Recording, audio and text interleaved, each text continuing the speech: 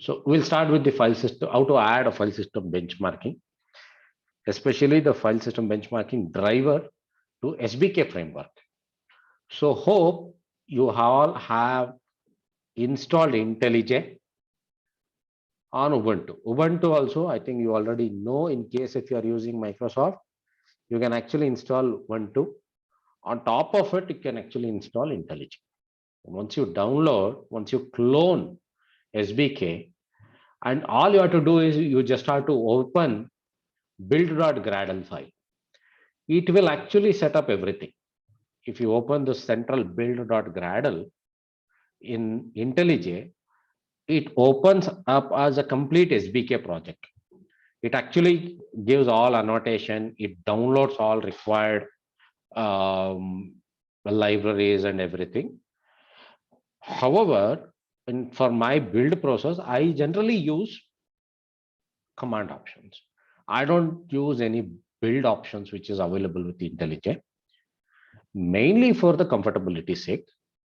And in fact, in general, in open source, IntelliJ is an option. It's not a compulsion. There are people who uses Eclipse also, but I generally prefer IntelliJ, at least since this is a Java project. So once you open this build.gradle, it will actually create a complete project. Now, if you see the build.gradle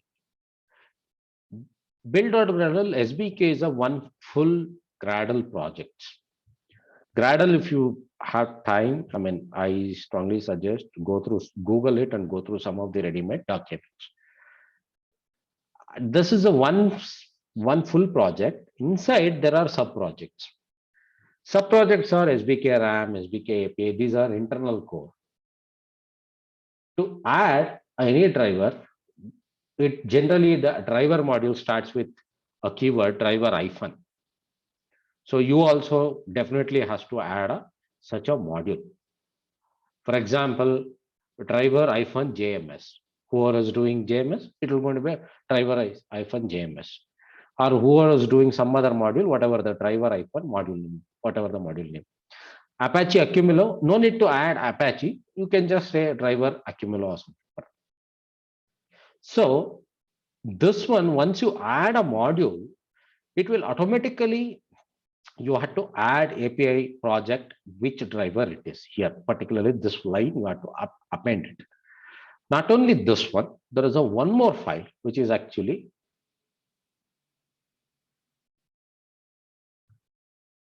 one second. Gradle properties. These are all the SBK properties which have been listed, and settings.gradle.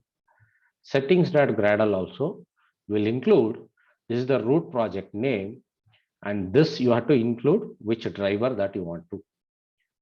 Okay. So now in the SBK project, you just have to right click. Are you all able to follow? I'm going slow, literally. Are you all able to follow? Can somebody confirm? Yes, sir. Yes, sir. Thank you. Thank you very much. So right top of the project, if you do a right click, there's going to be a new module. You just have to click on this. You just have to specify driver hyphen your whichever the storage system that you will be working on. Now, once you do that, inside your drive, after doing that, after creating that, it will create a folder and everything. Moment once you do that, in your project directory, if this is a project directory, are you able to see the right side? Okay. They're going to be a directories which get created. Driver hyphen, let's say JMS or Accumulo. Or in my case, that for the demo sake, which I'm showing, there, which is already a file created, which is driver hyphen file. Okay. Now in driver hyphen file, you generally find one more build.gradle. This is for this sub project. Let's get into that. Build.project. Here, you have to include a core APIs, which is API project, SBI API, SBK APIs. And what is actually the description? Plugins would be Java. Suppose let's say, if I'm writing a driver for accumulo, and if you create a driver underscore accumulo, or I would say, let's say for other example, if I wanted to, any familiar example which I would like to show, SQLite. Most of the people might have studied SQL in your database. There is a SQLite is one more. It's a local database. If you see the build.gradle, if you see the driver.jd, okay, sorry, let's not pick it up, just JDBC. JDBC may get complicated for you guys. Let me take another one. Derpy, no. DB2, no. Okay. There is a CSV file called, we call it. For CSV file, what we call it is, it is something like your, no, not CSV file. There's also another sort of one. Wait. I'm not finding anything that you may be very much familiar. MySQL may not be. MongoDB. Okay. MongoDB, maybe it is better to, I'll take this example. MongoDB may not be, you might not studied in your regular engineering subject, but in general, it's quite widely used in most of the AWS or any of the web page as a backend to store the data, where MongoDB is a NoSQL database. So the way that we add, all you have to figure out how to include your client side APIs for MongoDB. So this is something that you have to include. In your sub project, I'm adding two dependencies. One is SBK API, and the other one is the APIs to add the data to MongoDB. So this is the driver. So how you get it? It's something very simple. If you browse through, all you have to do is MongoDB, Java driver or Java example, whatever it is, or you will say Java Maven central, Maven repo. Maven is a central repo where you will get this repository part, and you will get which version that you can pull it also. Let's say 3.12.10. In my example, I have 3.12.5, bit minor version old. Okay, if I click on this, you will get how to include it. In this case, for Maven, you have to add, if it is a Maven project, you have to add this. Mine is a Gradle project, you have to add this implementation group. Implementation group, you can add it. Otherwise, best thing is add it as API. I'm using MongoDB APIs. Okay, so let's back to file. In case of file system, driver-file. Okay, let's go back to driver-file. Driver-file, actually, I need not to do anything. The reason behind, basic Java, wherever that you compile, it actually comes with the file system APIs. So I can use them. I need not to include extra packages for that. I need not to include extra libraries for that. So once you complete this, and once you include in your settings, once you include in your build.gradle driver-jms or driver-accumulo, and one more thing is settings.gradle include driver-. So once you include in these places, and once you added a required dependency in your sub project also, build.gradle, now you are about to write your particularly your package. Okay, so this is how generally it comes with src main Java. Here you have to add a package in Java. Right click, new, and then you have to add the package. Here it is, package option will come. So while adding package,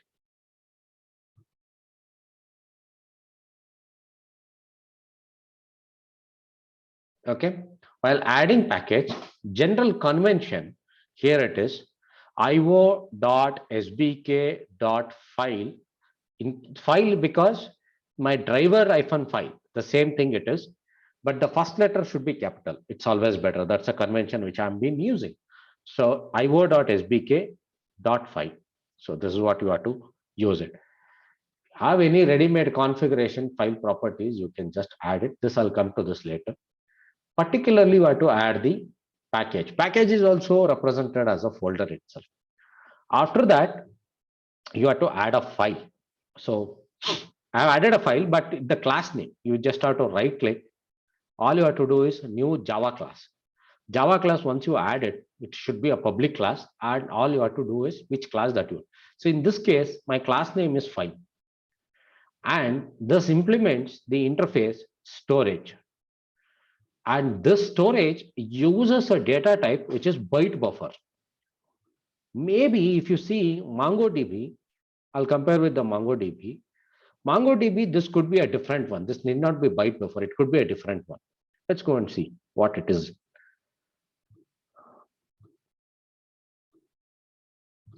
MongoDB, if you see, it is a byte array. It's not a byte buffer. So basically what it defines is, basically, if you create a file and the data that you are going to write to the file, it is in the form of byte buffer. That is the data type of the storage. Like for your compilation and other things, integer, float, and all other things, right? Similarly, for storage, similarly, but not exactly the same. Similar, but sounds like that. You need to add which data type is byte data type or byte buffer it is, Java byte buffer. And now after that, once you are implement the storage interface, you need to override the methods, add args, parse args, open storage, close storage, create the writer, create reader. What is actually the data type? So for this data type also, you need to return what is actually your class of that. So in particularly for data type, I'm creating a new byte buffer it is. I'll come to this later. So let's focus on the add args.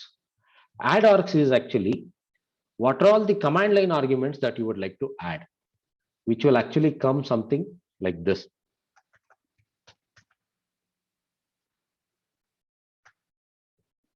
If I see, if I run the SBK,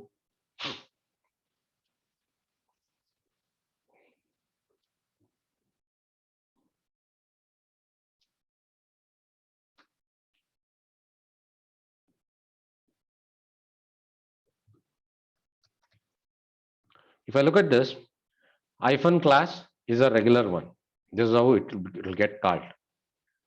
Your framework will receive it. Hyphen readers, these are all regular, already added one. Hyphen file, if I see that, if I go and help, put the help, let me print the help.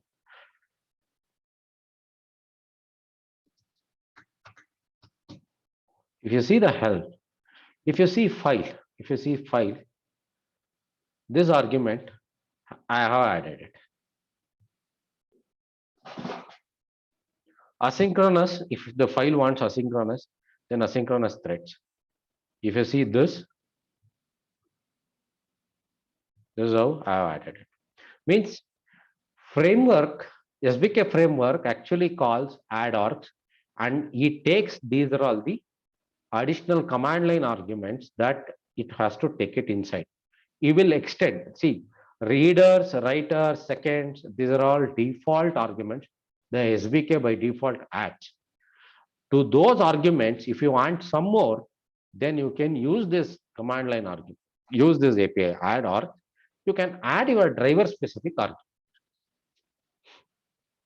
After adding it, let's say I'm calling this file reader, okay, by default file name that it takes is file.txt. Let me give that hyphen file test.txt.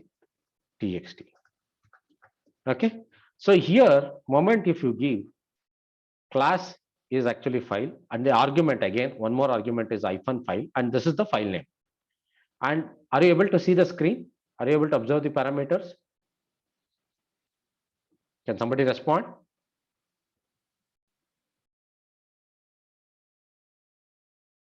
Hello? Yes, sir. Great. So if you see this, if you give this file dot here this parameter, look at this carefully, this parameter, if you see this, the deep there it gets read.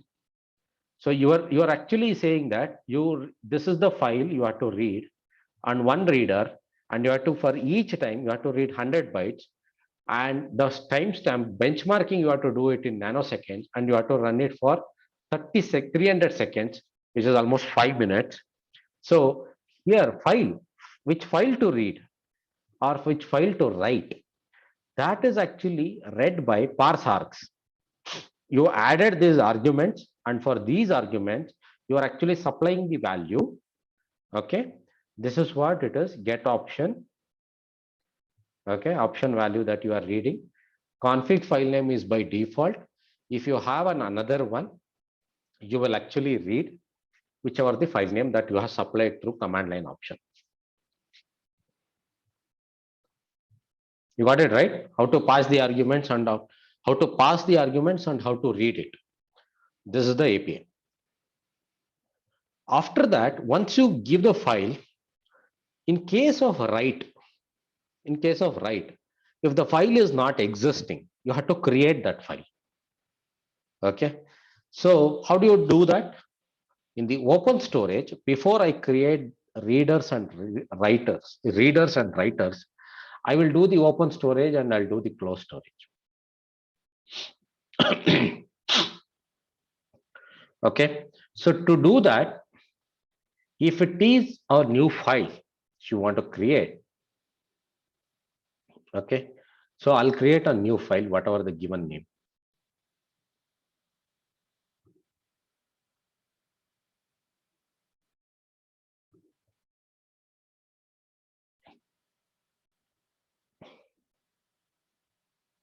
You got it right?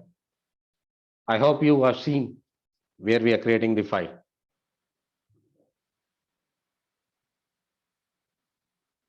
Okay. Moment, let's say in case of read, it means file should be already existing. In case of read, I generally see asynchronous threads are okay. For time being, you can just think that everything is asynchronous read. So I have used this API just to create the file. I mean, in case of file is not existed, and I'm making sure that it gets recreated. So I'll make sure that whether the file is there and delete it and recreate it. So let's look at the write case first. Okay. In case of file writer, only single writer is allowed. Let's get into the implementation. File writer. So file writer should implement a writer interface. And the data type should be same thing what storage type has been here. In case of file, it has data type was byte buffer. You have to use the same thing, which is a byte buffer. Okay. And this is a normal constructor for file writer. Okay. So in this case, if file is not existing, we just open it. We create the file also with the path. And this is the API. File channel dot open is the API to create the file. Okay. So this is, I'll get the file interface, file channel interface out. Okay. And then to write the data to the file, the API which I need to extend is write async. For time being, you can ignore this record, right? This is for the optimization I have done. But primarily, in case of your driver, you have to figure out what is actually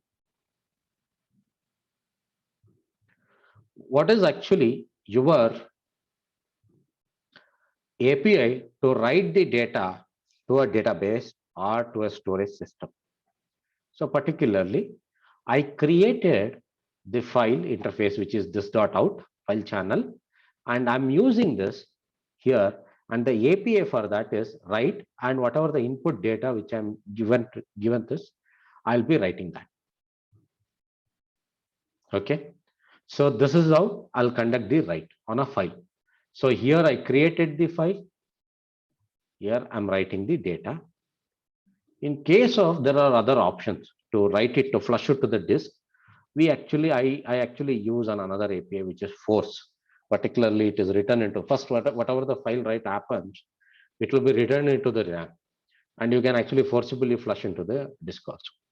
In case of closing the write, you can actually close the file itself.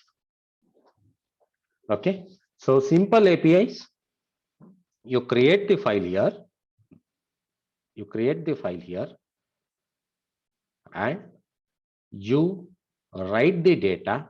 In this case, write async, you have to extend it, you have to override, write async, you have to override sync also. In many database operations, you can actually keep this null, no operation, nothing, you just keep this body as empty. You have to make sure that how do you close your writer, right? Out.close. Normal, these are all this pretty much very basic Java APIs. So once you create the writer, now writer is ready, and you will be able to benchmark file system benchmarking write operations. Similarly for reader, let's go back to SBK, storage class file. In this one, we created the writer here, file writer, and we saw those APIs in case of file writer.java new class, which should implement the interface, writer interface. Same way, for reader also, you have to create the file reader. Okay, for file reader, if you go to the implementation, this I already done it. Maybe in your case, you have to add a new file, which is file reader. In case of file reader, same thing, open the file, get the file descriptor. Okay, so here we are not creating a new file, because reading means it means right, it is already existing. File is already existing. Okay, it is assumed that file is present. So, and it will, SBK framework will call read operations in a regular interval. So you have to override read. So here you are implementing the interface, which is reader interface, and you have to override read. Read, it is actually the in is the file channel, which is a file descriptor. For that, you will be invoking in.read, and all the buffer to fill the data, you need to fill that buffer. You will actually give some buffer where actually the read operation should complete. So, and then once after doing this, let's say closing the file. So in.close is the API. Let's go back to the interface. Okay. Now we are left with get data type. Writing and reading should happen on a particular type of data. That type of data could be string, it could be a byte array. In our case, it is byte buffer. So I'm using neo byte buffer just because I just give it as network IO byte buffer. Java gives actually neo byte buffer. For this interface, you have to implement the interface data type, and you have to override all these things. For example, in case of your, let's say you are using a byte array, or you are using byte buffer, or you are using string, there are already a data types which are already available. Okay, you can use all of them. You can readily, you need not to write a new class, you need not to write, you need not to implement new data type also. In case of any other new data type that you are in, then only this is required. Otherwise, you have to figure out what data type your database or your particular storage device that you will be operating. Most of the time, you will see that your data type would be string, byte buffer, or byte array. Okay, so you need not to pay much attention because a readily available class is there. So once, if this is a byte buffer, you have to use neo byte buffer. If it is a byte array, we have to use, let's go MongoDB. MongoDB uses byte array. In case of byte array, you need not to do anything. Framework will automatically create a byte array. For example, there are some, let's take let's take some other example. Let me take another example where not SQLite, Red Panda, no, not Pulsar.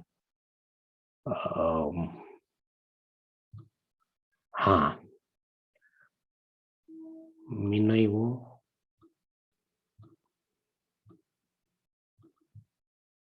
No, this is also byte array. Something which I wanted to show it to you. A foundation DB, let's see.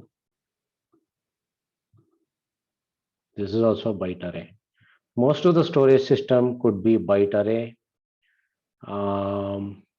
But there are systems which actually use a string also. Let's see this one. Yeah, CSV. Okay, comma separated files or something. These are something like you can read it as a database in a form of Excel sheet. These are something which operates on string. So if it is on string, in this case, get data type should be new SBK string. Okay, this class, this object you have to pass. Okay, if it is a byte array, you need not to do anything. If it is a string, use SBK string. If it is a byte array, use neo byte buffer. So, well, this is how, once you do that, and once you just run the SBK, first thing that you just run the SBK without any class and other stuff. Okay, first thing that you will notice that in the available drivers, you will actually see the driver of that you have plugged in. And if that name comes in this list, it means your driver SBK framework is able to compile your driver and is able to list out the operations in your driver. Okay, this is how it takes care of it. All you have to do is create a basic storage interface. Okay, let's see minimum file. File number 1, storage interface you have to create. File number 2, writer. File number 3, reader. There are configurations also, basic configurations which comes along with that. For example, the file properties, I have some resource configuration.